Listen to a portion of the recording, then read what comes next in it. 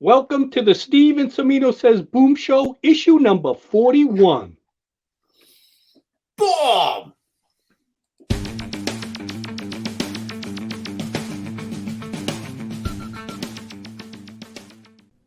Hey everyone, welcome to Pop XP. And before the show starts, make sure to click that subscribe button and click the bell to get notifications when we go live and we upload awesome new content. And don't forget, if you can, make sure to share our stream on all your social media outlets. We appreciate it, and thanks for helping us grow the Pop XP channel.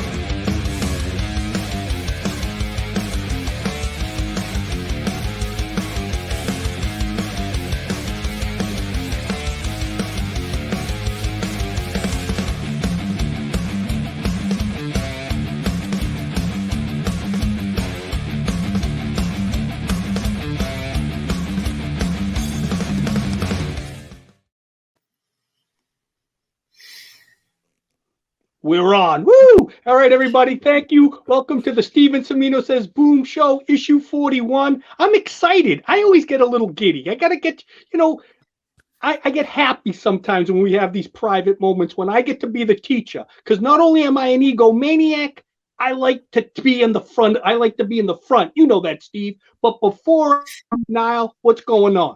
Teach me what I need to know. Well, let me tell you, ready to get that notebook out. So first, look below, click that subscribe button, make sure to smash that bell to get notifications when we go live and we upload some awesome new content. And as always, I love these episodes too, John and Steve. I enjoy them. It's a lesson for me. I'm here. I'm ready to learn. So what do we have? Okay, Steve. Today I'm taking the lead because I want to do the teaching. And, we had a prior guest and it got me thinking.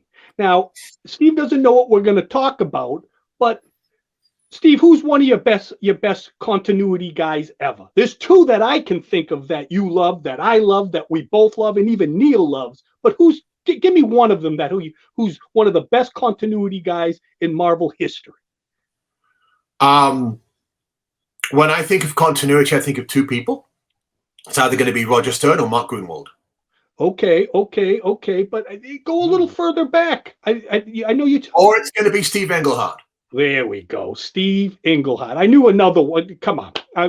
The reason why we had Steve a few episodes ago on the show, and we were talking, just slathering all over the poor bastard. He was probably like, "Get me out of here." Me and Steve were too much. Now I was keeping it cool, but me and Steve, there's a reason why I'm in my underwear when I do these shows, because things spill.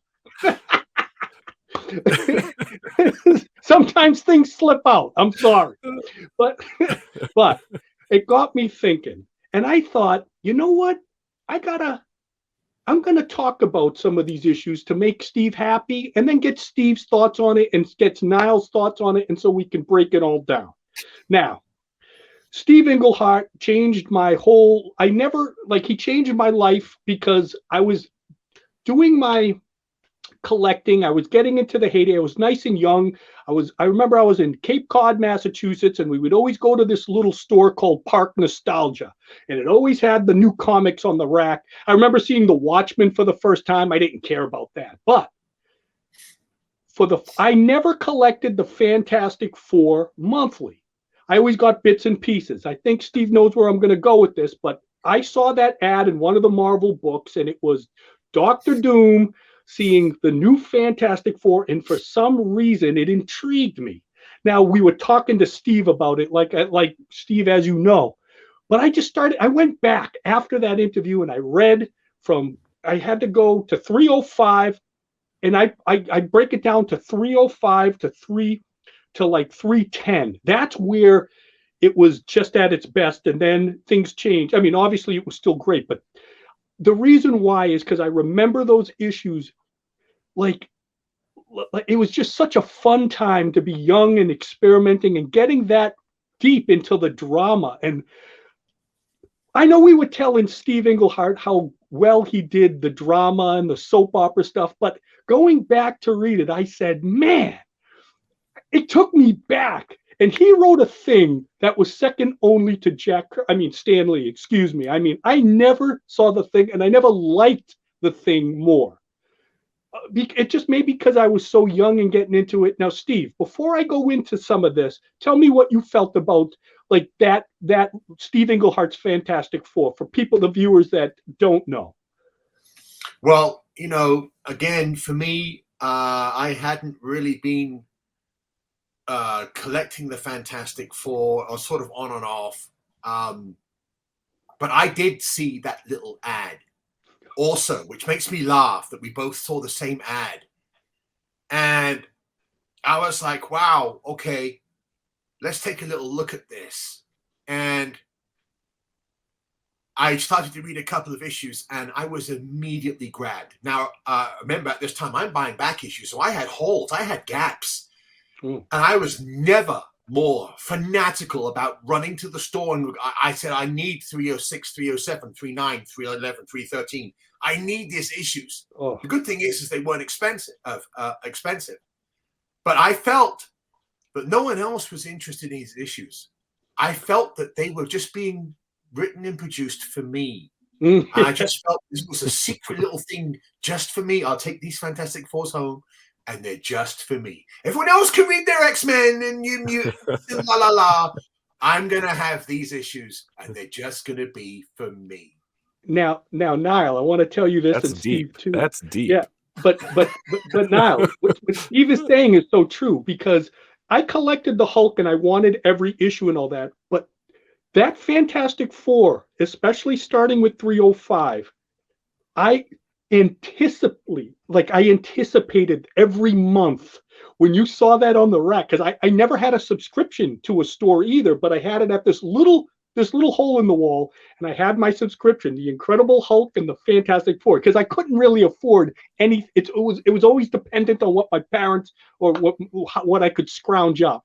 But on my list was the Incredible Hulk and the Fantastic Four, and I anticipated every issue. Now, Steve, another reason why I love you so much, and we have to talk about this, is you know how you had that love for Moondragon and like you felt something for her?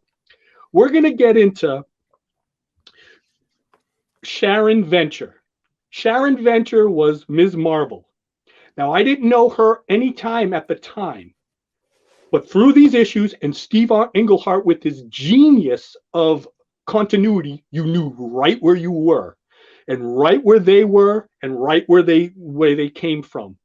And Niall, this is what Steve Englehart was so good at, and he could just get you up to speed in just like 4 panels. But it was so necessary, and it made you feel good. I don't know, but Steve, Niall, I fell in love with Sharon Venture. She was. Yeah. Hey, she had a nice figure. I'll give you that much. Hold on. Sorry, Steve. A marvelous figure. I know you had Hela and you had Moondragon, but I had Sharon Venture, and I'll tell you why. Not only did Steve write her so well, her backstory, which we'll get into here, I cared about her. I wanted her. Okay, can you put up the first cover? Obviously, we're going to start at 309, but it started at 305. But wait, I'm going to get people a little up to speed to this. But what's great about this is that we're going to go into this issue, and Steve Englehart will take us through, and he'll show us some of what was the backstory. But it starts obviously in 305, and in 306, Crystal joins. But what is so intriguing about this that made it even more crazy to my mind was Johnny Storm was seeing Alicia Masters. Remember that? You talk about a dynamic. Well, that was the Thing's love. And not only seeing, but he was married to her as of issue 300. Right. Yeah. So, and he took off on his own, and he had his own series because he quit the Fantastic Four, which the She-Hulk joined at that time. But I never really knew why he left. But then reading back is like his best friend, Johnny Storm, kind of betrays him. Come on, that's like such an ultimate thing. Oh, it's terrible. Tragic. Terrible. So you first meet Sharon Ventures in the Thing issues 27 to 36. That's how you got why they know each other. That was during his wrestling stuff, which was great. And Yes, then, the Unlimited Wrestling Federation. yes. And that's where he meets Sharon Venture. Now, Sharon Venture, now here comes Mark Grunwald, which you talked about right now, Steve, in Captain America 330 and 331. She was working with Cap, but she was actually caught. And what happened, this is what made me care about her, is that there was a villain, a hired, like he was like a mafia guy. His name was Carl Malus, Malus. He was an evil scientist, but also had a bunch of henchmen, and they did some experiments on her, which they never quite said it, but you knew it was like a lot of sexuality they did to her, because they really messed her up, and she could not handle any men.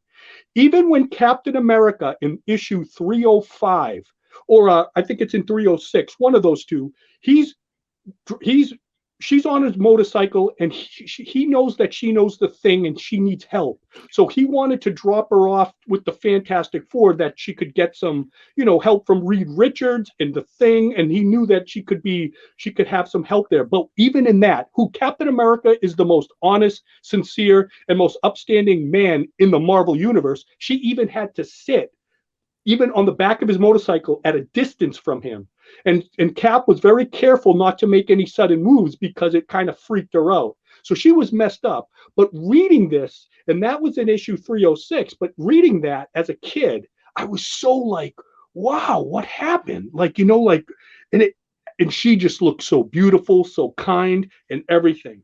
Okay, and then let's go into those were the issues 305, 306, and Crystal has suddenly joined the fray. Now, you talk about a dynamic. Come on, Steve, tell me about that. Crystal was a former girlfriend of Johnny Storm, and here he's seeing Alicia Masters.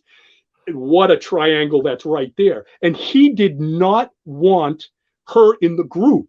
And Thing said to him, no, which in issue 305, they get into a little scuffle, as you know, because he said no. She's qualified. If Reed Richards and Sue Storm are going to go off, and now he's in charge, he was finding the most qualified people for it. And Johnny was pissed off about that.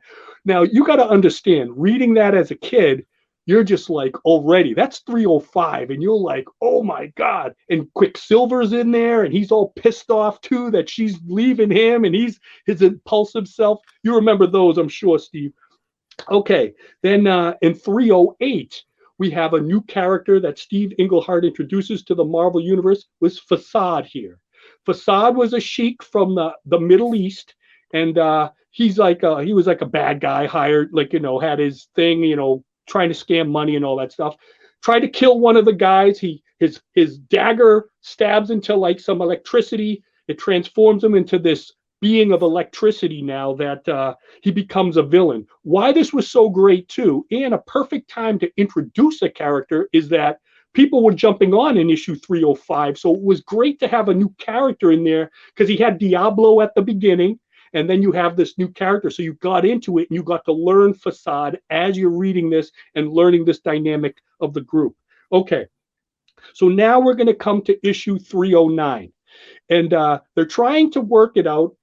Thing is keeping them together, and he has to deal with Sharon. He has to deal with the dynamic between Johnny and Crystal and all that. It was great. But the sad thing, and why I loved this relationship, one of my greatest loves in the Marvel Universe, the Thing and Sharon Venture, was because the only reason why she could get close with the Thing is she did not think of him as a man. As much as she hated men, and that killed Ben Grimm, because all he ever wanted to be was a man. Now, before I get into this, Steve, say something. Yeah, I remember. I mean, just that's Ron Friends doing the cover. Oh, yeah. I can't tell you how many hours I've stared at this work, and I loved Facade. Definitely something that was new, and the art, the coloring, look how bright that is. And I remember I went through his phase where I was buying duplicates and duplicates. I ended up with like 20 or 30 copies of each of these issues. God knows why. I don't know what I was doing. I've got every issue in the world because they were like 25 cents and I wouldn't allow anyone else to buy them. So yeah, definitely, again, a very special moment for me. And again, I was actually glad that we didn't have Reed and Sue, because I was over Franklin, and I was like, oh, here we were with a brand new dynamic, brand new stuff going on. And we were going to get to see Ben taking the lead. And again, when he brings in Crystal and he has this little smile on his face, it's like, you know what? You took my lady. Okay. And, I'm famous for smashing things. I'm smart. Okay. Yeah. I was a pilot. Okay. I know how to be subtle. I'm bringing Crystal into the team, and you're going to be boiling just like I was boiling. What a great thing. Steve Englehart working all of this soapy magic together, but combined with great superhero action at the same time. Oh, beautifully said. And Niall, I just want you to know, and Steve, when I see Facade sometimes in like back issues, there's a piece of him that is with a piece of me, because it was I will always remember him in Sharon Venture.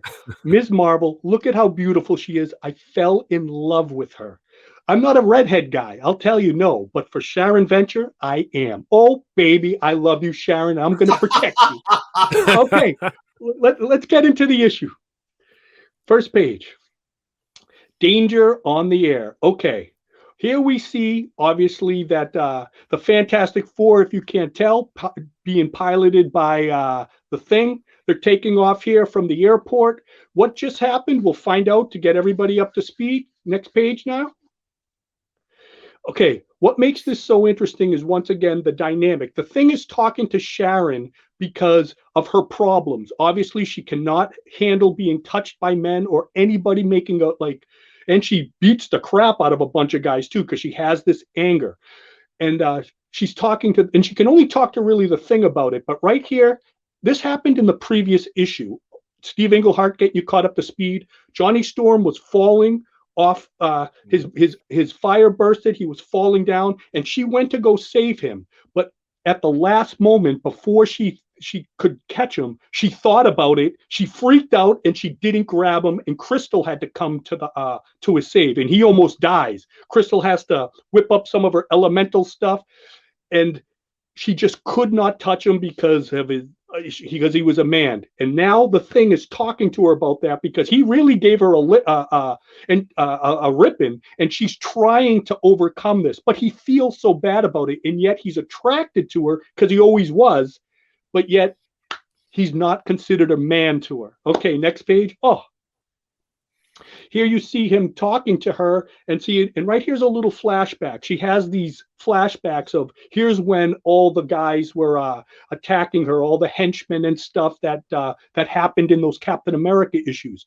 And she always thinks back to it, and he's saying, like, you don't have to let that affect you. He goes, because we need you. I need you in the team, and if you're not going to be able to work as a team, I can't have you here. So, okay, they're leaving, and here they meet.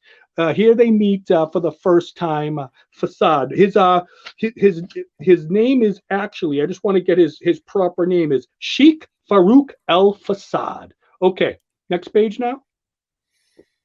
And basically, this is a business deal of what they're going to do, and they're just meeting each other and introducing. And you can see in the last panel, she's very impulsive.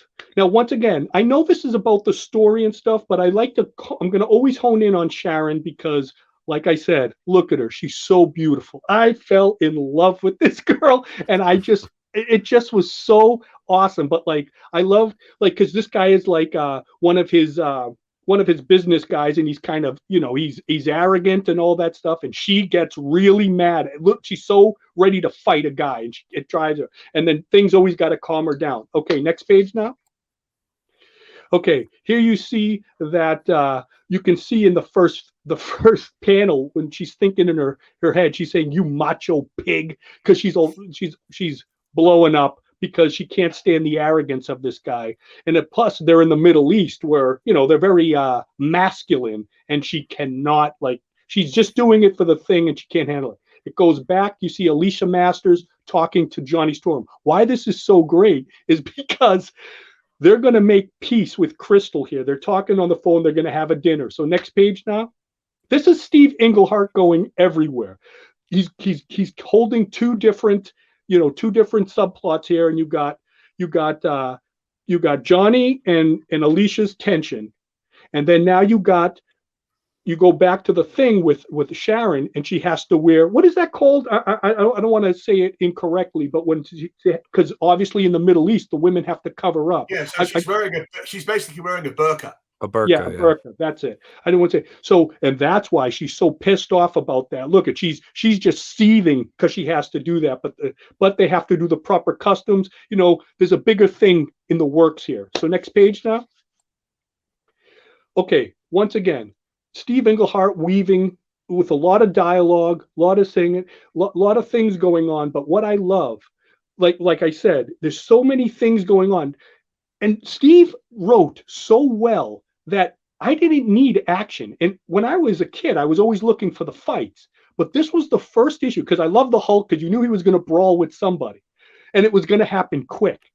But this was different because you got into the story and I was, like I said, I was so intrigued by the Thing and Sharon, Ms. Marvel, and how she had to deal with things that it just consumed me. Okay, next page now. Okay, here they are basically trying to figure out what's going on, the plan, and what they're talking about, like stuff that they're trying to make a deal with. But look in the second to last panel. She's like, she knows this guy's full of bull crap. She knows there's a lot of scammy stuff going on, but I love how she punches the Thing because she, like I said, she's so impulsive. Now, this, Steve Englehart, when I was a kid, oh my God, the last panel, you got Alicia, you got Crystal and Johnny Storm getting together, like doing their thing because they're trying to make peace with each other. This was heavy, heavy, heavy stuff when I was a kid. I was like, oh my God. Next page now. Look at Crystal, such a wonderful person too. She's always so uplifting. Her and Pietro always had it was like hot and cold with them, like it's funny, like she had a relationship with Quicksilver, and she was such a calm, beautiful, a woman of the elements, as you see. But this is just great dialogue, great pacing, so wonderful. And I recommend anybody out there just to read this because I can't do it justice. But if you look at the last panel, to friendship, they have to make up, all like grown up. And I was like, oh my God, is this so wonderful? I just, knowing these characters' history, it was just so wonderful. Steve Englehart, masterpiece. Next page now. Okay, now we go on to the Thing with their look at, once again, can't go into the dialogue, but you just know that, look, she's just so eager to rip off the burqa, and they're gonna they gotta sneak into this compound, and here they are doing a little acrobats to do it without making so much of a sound. Next page now. And this is just fun.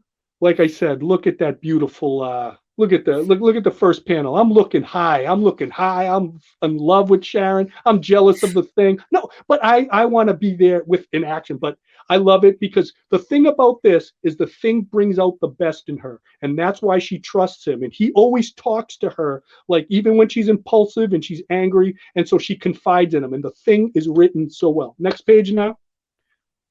Okay, and here we go. They go back when little flashback of when he first met Crystal and stuff back in the day, and then the Inhumans.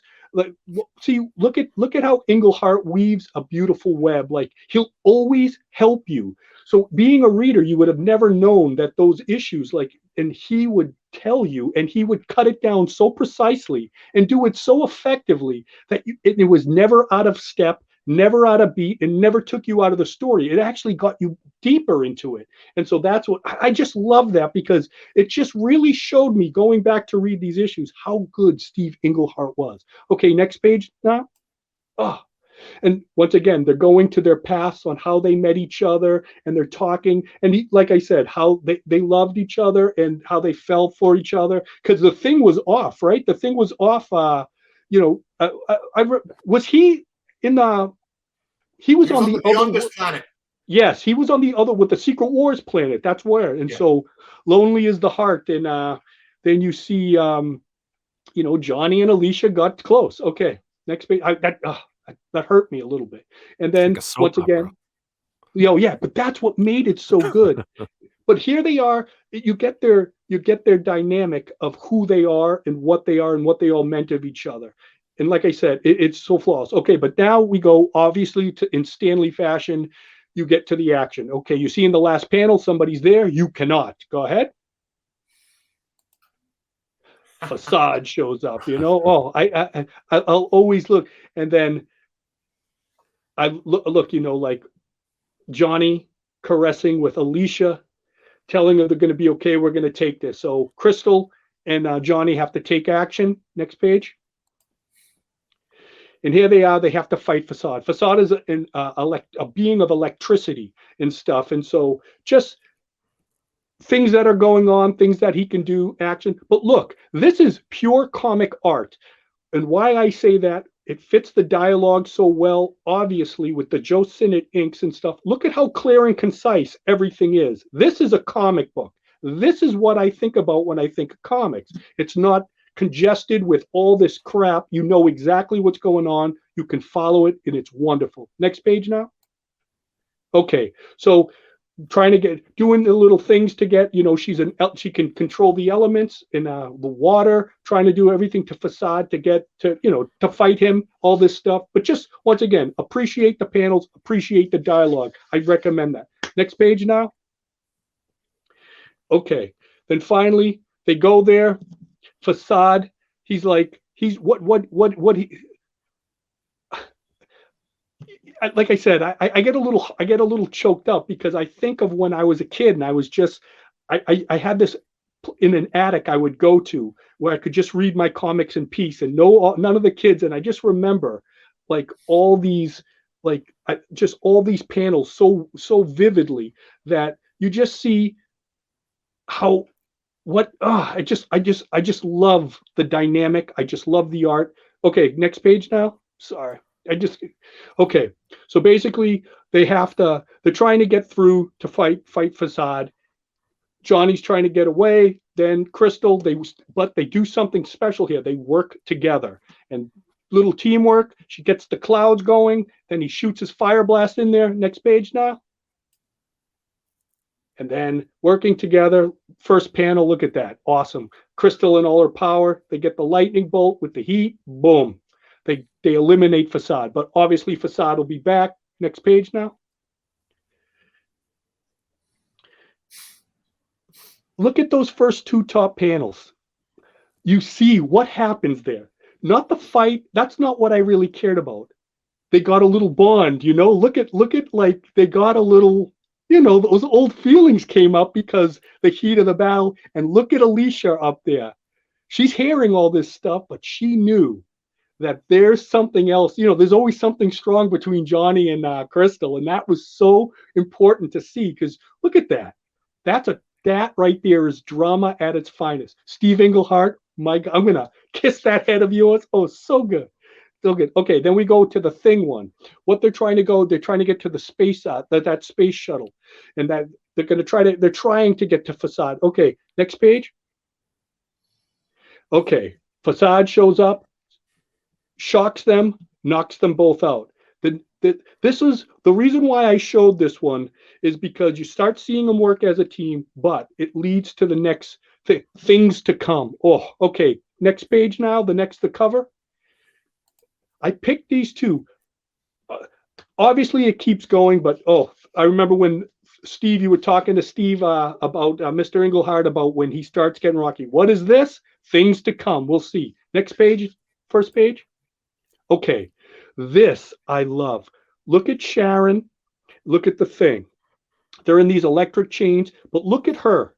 They're all laughing at her, making fun of them and all this stuff because they're captured. Look at the horror in her face. Why is there horror in her face?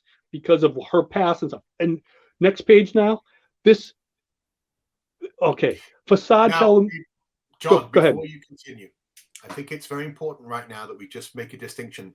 What just happened here? In issue 309, the art was by John Buscema.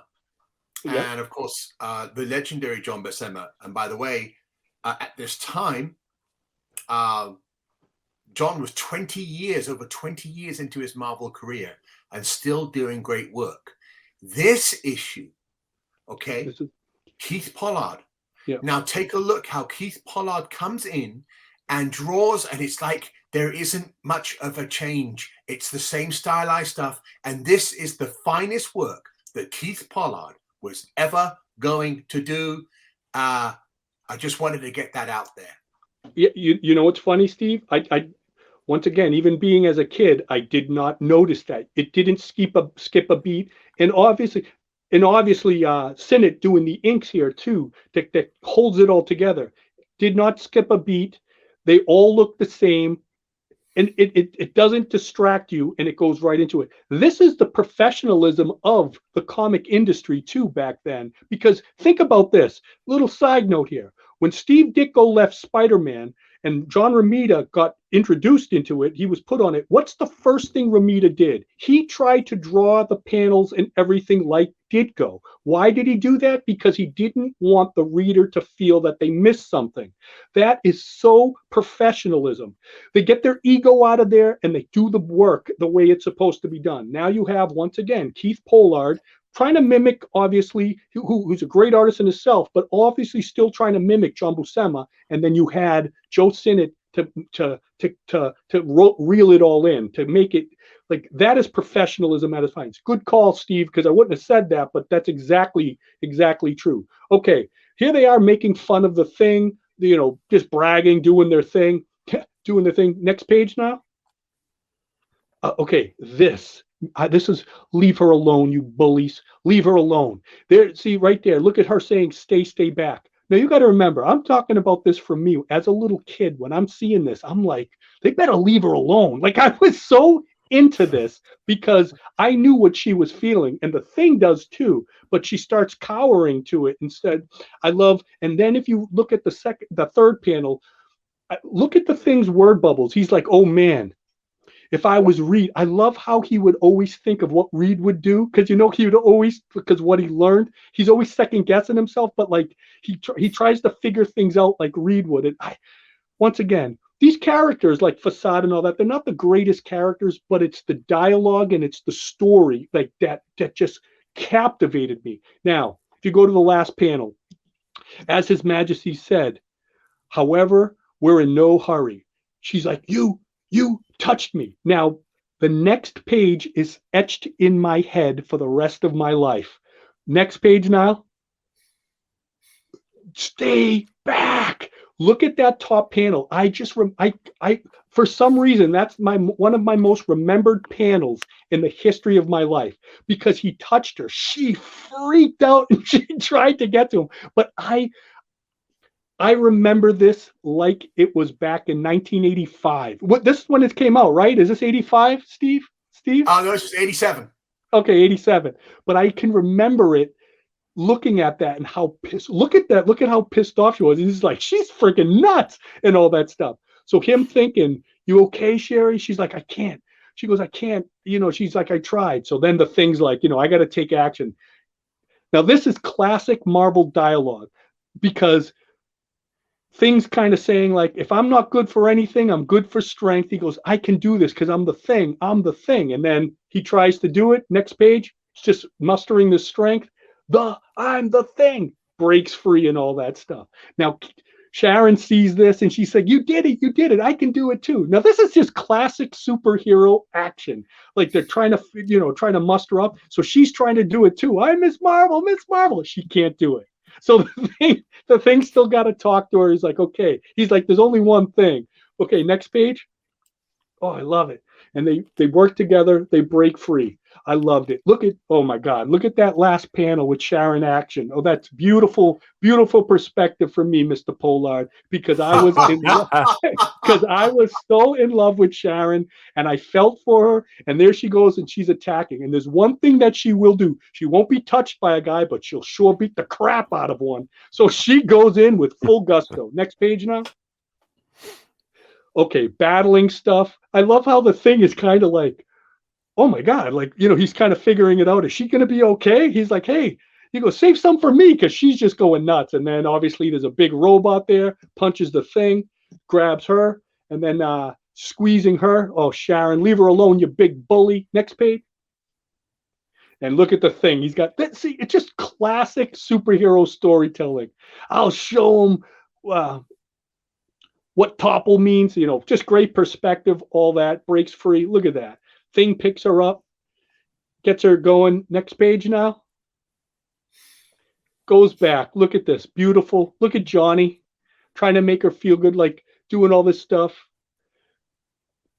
It just, once again, you got to read it. Everybody, it's just in context of the whole thing. If you start at 305, you go, and Steve Englehart is such a genius in this because he lets their characters do the talking. And I have never been so intrigued by it. I was always, like I said, always for the fight, but I love how he did. He was so subtle and it was so fluid and it was so easy. And everybody sounded like they should have been sounded. Okay, next page. Okay, let's just go right now. It's clobbering time. They're breaking through everything here. I love they have to get to the satellite. Look at the Thing looking over there because he's still, like I said, he's got a controller. Look at hers going like, follow me. Oh, I just love it. Okay, they take off, just action in the mighty Marvel manner. Next page now. They get to the ship. This is the reason why I loved this issue. And I even told Steve, if anybody goes back. So they're going, obviously, she's like, oh, can you drive this? Can you fly this? He's like, this jalopy? He's like, you don't know who you're talking to. I'm Ben Grimm. He's just like, all systems are go. They take off on the ship. Go. Okay, they're flying up there. Go. They're taking it back. The space shuttle. Go ahead. Now. Okay. Here they are flying off. Look at, she's so proud of him and all that stuff. And right now they're talking and all that stuff. And okay, they're flying to the space satellite. Next page now. This is where things start getting bad, but they don't realize Facade is in there because through the electricity he can get in there. And so what he's doing, he's controlling the satellite and all that stuff. Things just controlling. He just so good of a pilot, evading the beams and all that stuff. Next page now. See, okay, this is friggin' where it gets good. As they're flying around, doing their space stuff, Facade shows up and she's like, Ben. He grabs her. Starts electrocuting her because she can't grab him, but he can grab her. Next page now. And obviously the Thing gets pissed off. And when they do something to make him more tangible and all that stuff. And then obviously she punches him out right there because, oh, I love that. Great. Okay, next page now. Okay. As they're fighting her and all that stuff, they start. She's like, get him. See, the thing I loved about Sharon was she was so impulsive, and I just love that. And if you look in the second to last panel, things like easy Cherry, like he's always got to calm her down because she's so crazy and all that stuff. Okay, but next, the satellite still has a little bit. Now this is the only reason why I did this stuff. And I wanted the Thing and her to get together. As the Thing blows up, she's like so happy. It's such a special moment. And, oh, I told you I could fly this ship, didn't I? But I wasn't just me. It was, she's like, don't. And she ain't pulling away. Oh my God. I was the Thing in this picture. I was kissing her. I was flying that ship. I was kidding. Sharon Venture, 1980, circa 1987. I love you. But I was so happy for the Thing because I was so mad at Johnny Storm. I was so mad that like he got so betrayed and let down, and the fact that she always just thought of him as a monster, like not a man. look at the thing. Look at his cheeks. Look at his little chubby cheeks. It looks like a little, it's so cute. But she didn't pull away. She actually let him do it. Oh, I can stare at this. I looked at this issue 1,000 times. One of my most, I just love it so much. Okay, next page now. But Facade isn't dead. He sees them. He's like, oh, touching and all this. And this is what makes Steve Englehart so great, because if you think everything is going to be okay, no. Loses the gravity. They go flying. Now they're stuck on the ship. So the thing's got to get the thing. He doesn't want to destroy it, but he's like, oh, the heck with it, and doing what he can to stop. Next page now. And here is the thing in classic. They're going back into the atmosphere. And Steve, in that in the fourth panel, what are they going through?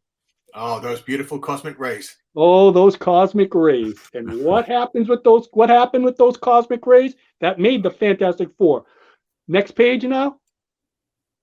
They crash back to Earth, and we see something happen. Another metamorphosis. The thing enhances more.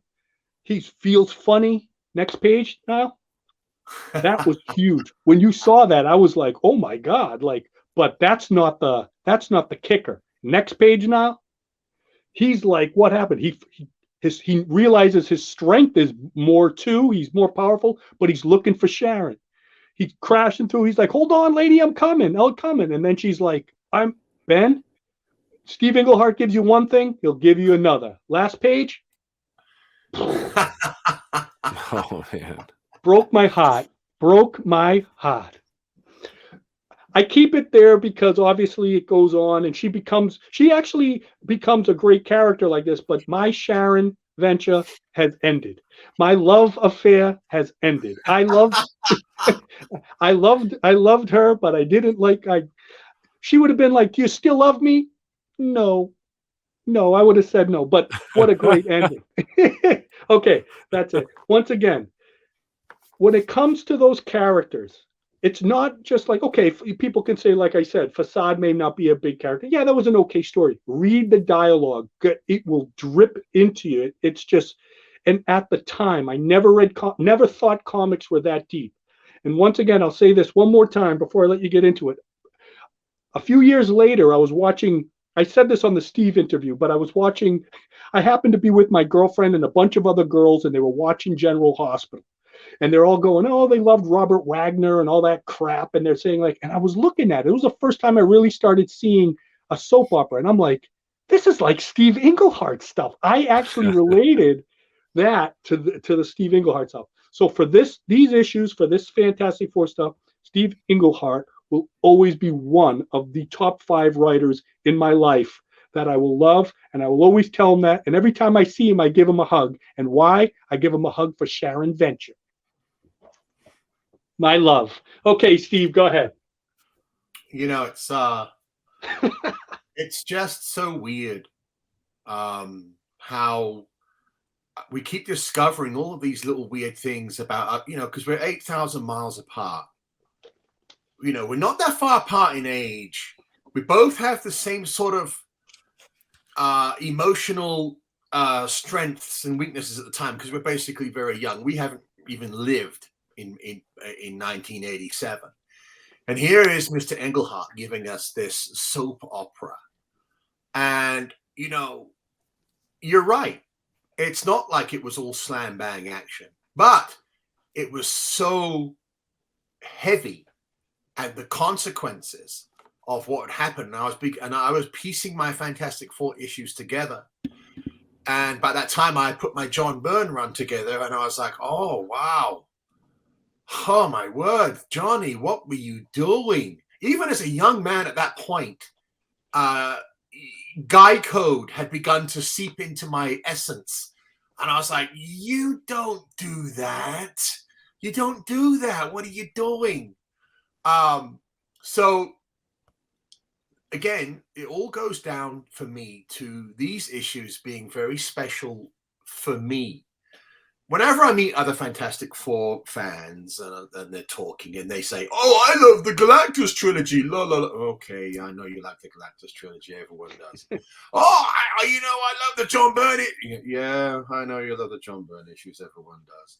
Okay. every now and again, I'll meet someone and they're like, wow, I really love that era when they had the big thing. Remember when the thing changed? And I'm like, I know what you're talking about. Issue 310. They're like, yeah, I read that, and I like, and then there's an instantaneous bond, a link with that person, and I'm like, wow, you read it too? And they're like, yeah, I love that.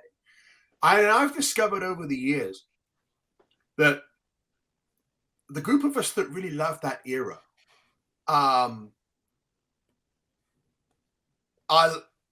we haven't liked it that much since. I don't know how to explain it. It's very strange. It's just like, someone talks about it and they're like, oh yeah, but for me personally, 305, and okay, I go up to about issue 325. I'm like, that's my little special era. That's my little run of the FF. Okay. And then 9 times out of 10, people will be looking at me with like a weird look on their face. And then every now and again, someone will go, yeah, that's my run too. I mean, so it's like a secret little bond. Like a secret. that a group of us who really know. And of course, it's been an honor to speak with Steve Englehart twice now on this show, and to share the amount of awe that I have for his skill in the way he was able to weave this stuff around. It cannot be matched. And so when people tell me, well, Steve, how come you don't read like this and stuff? No one can match this today. I wish they could. I wish they could. I wish someone could come along and I'd be like, hey guys, have you seen, Michael Parker? He's brilliant. I'm not seeing it. So yeah, this little run, of course, started off by, with the assistance of John Buscema, going in with Keith Pollard, the beautiful inking of Joe Sinnott. It had a more of an old school appeal, just like you said, John. That's comic book art, comic book story, the way the panels are designed. No one was trying anything stupid. There wasn't any painted pages with wishy-washy, crap. It was just your good old-fashioned storytelling that sucked you in. And again, I just find it really weird how both me and you, 8,000 miles apart, are reading this stuff and thinking it's only for us. And then here we are, God knows how many years later, and we're like, you liked it too. And then, of course, we get the magnificent honor of speaking with the creator himself, Mr. Steve Englehart. It doesn't get any better than that. All right, now what about you? I love how it just breaks the tradition, right? It's the Fantastic Four. It's a new dynamic. Ben's leading the wave. There's some redesigns. I obviously read the 2 issues you sent, but now I know I need to read 305 and on to get the rest of the story down. But I just thought it was really cool because, I'm not a huge Fantastic Four fan. I guess like many, I have like certain points in time where I was really intrigued, but it was always just like static, right? And this was cool. I actually haven't read these issues. So when you sent those to me, I was like, oh, this is really cool. This is neat. I feel like there's some point I remember when the Thing kind of, leveled up, but it was all like, now I'm like, I have all the issues digitally. Oh, you do? I have every issue digitally. So now I'm probably going to go back and just see how far this story goes on, how this all evolved after 310. Well, how, Steve, remember how you were talking about, we were just saying about John Buscema, right, to Keith Pollard, and it wasn't without a hitch? Now, as I started going back issues, being young and reading this, because I'm like, is the Fantastic Four always like this? I went back to the Roy stuff, and how awesome. If you read the Roy stuff and you read the Englehart, there's no really difference there because they wrote these characters the way they're supposed to be written. That's what is not done today, because sometimes you'll see something, it'll be like, he doesn't do that. He would never see that. Like, even when Roy reads today's Conan, when I show him, he hates Conan and all that stuff, and he'll be like this, and he'll look at a page and he'll be like, Conan would never say that. Like, and who would, like, they said, and he'll be like, they wrote that wrong. Like, so I can see, like, in his brain how he sees these things. But as a kid, going that, when I would read the Roy Thomas stuff, I would be like, my God, that's where Englehart wrote. Like, it was just flawless. I loved that. But there's John also Byrne, a sense of continuity there, John, oh, because if you go back oh, to Roy's run, John Buscema's doing the art. yes, You could, it's amazing. You could put those issues just before issue 305, and it'd be like, the characters, you know, there's a slight difference in the characters, but the way the writing and the pacing and the panel design, it's the same. You had 20 years worth of the same. And by the way, if you go back to the late-ish 1970s, Keith Pollard is drawing the Fantastic Four. There's a sense of continuity, and of course, Joe Sinner's inking is going all the way back. So if you are a back issue person, you're not stopping. Your wallet is being emptied because you're going further and further. You're like, I need these. And you're going back, because that's what happened to me. Now, funny, think about today's comics. When would comics ever be like that? Like, for that many years, for that much work? It would be, they're so radically different. You can read these, and that's what drives me crazy, and that's what they don't understand. It's these guys respected the characters that Stan Lee and Jack Kirby did. They respected that. And if you look at the writing of Roy, I asked Steve patterned a lot of his writing after Roy, and you can see exactly it's flawless and a master. They're both masters, and it's just like, some people will not understand what we're talking about, but maybe you had to be there. But this is what's missing today. This is what's missing for the last 20 years. It's so radical. Everybody's trying to put their stamp on the character to try to make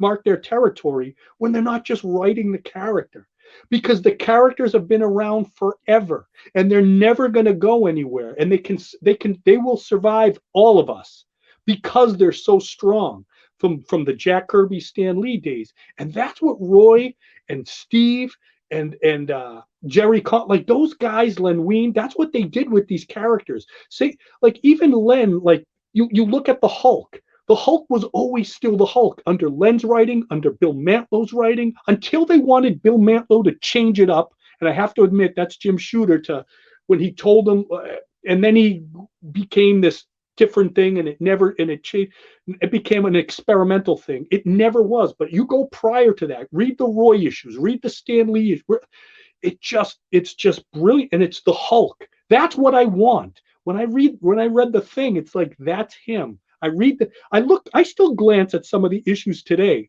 and I'm like, that's not my guy. That's not my guy. They're like, it just it was such a wonderful time to be alive and to be fresh into that stuff and to appreciate it. Because now, like I said, you might not see it like I do, but you still appreciate the drama and all that stuff, the love. But you can tell Englehart respected these characters so well, and his writing tells you that, and he never insults the reader. And it's just like, once again, in issue 305, you see Captain America coming. I loved how heroes just popped in and then popped out, and like and doing the content. It was just, you felt it, like I said, a warm blanket. It's the Marvel universe. This is why, and it's all based on the stuff from the 80s back, the mid 80s and back, all the movies and stuff, and that's why it's so good. So, Steve, any last words on the grandiose of these issues and Mr. Englehart and all this stuff? Yeah, as I said, hopefully anyone who is watching this show and has maybe not had time, or maybe ignored, or maybe never heard about this little run, I highly recommend it. yeah, you're not going to get your Jim Lee and Rob Liefeld style art, but what you're going to get is something I swear you will be sucked into. You will just be amazed. It really is an amazing run. Again, starts off in a quiet little fashion. The Thing becomes the new leader. And then as of this issue, 310, there is this huge transition, which means that from issue 310 on, we're dealing with a brand new Fantastic Four. Englehart's got what he wanted, okay? So anyone who's joining his run at this time is like, this is my team, okay? So, and believe you me, if you happen to be a Cosmic fan and you think, well, I've read The Surfer and I've read Warlock and I've read Quasar, you have to get up there, because when you read 318 and 319, there's going to be froth coming from your ears. It's going to be one of the most massive stories you've ever read. Keith Pollard, Steve Englehart out there. The hugest story. That's all I'm going to say. Go get those issues. Or, as Niall does, you can read them digitally. there's Niall, let me just I mean, to have every issue, there's means to get it. Let's do it that way, and it's only digitally. Oh, right. And say this, I don't know who you were going to go to the high school dance with, but I was with Sharon Venture, and I think I saw Steve there with Moondragon. I was in love with Sharon. Hey, and I'll tell the people out there, I've never seen a Sharon Venture Miss Marvel cosplay. Please come up to me. I want your number. I want your number. That might not be healthy for them. That might not be healthy, because you could become like some raving stalker. So no, don't do that. Oh, it was wonderful. So Niall, any last words? Hey, I got to start now at 305 and work my way back up. Oh yes. And Niall, you're a little red down here. You're looking kind of attractive today. You're looking a little better looking today. Little red for you. Little red. Okay, so Sharon Venture, this one's for you, baby. Steve Englehart, this one's for you. Love it. Hey, thanks for everybody for watching. We got more guest stars coming up, more stuff happening, and Steve's got a lot to teach us too. So Steve, get us out of here. Boom. Hey everyone, thank you for joining us on Pop XP. If you haven't already, make sure to click that subscribe button and also click the bell for notifications when we go live and we upload some awesome new content. Also, don't forget to head on over to Twitter and follow us at the Pop XP and over on Instagram at the Pop XP.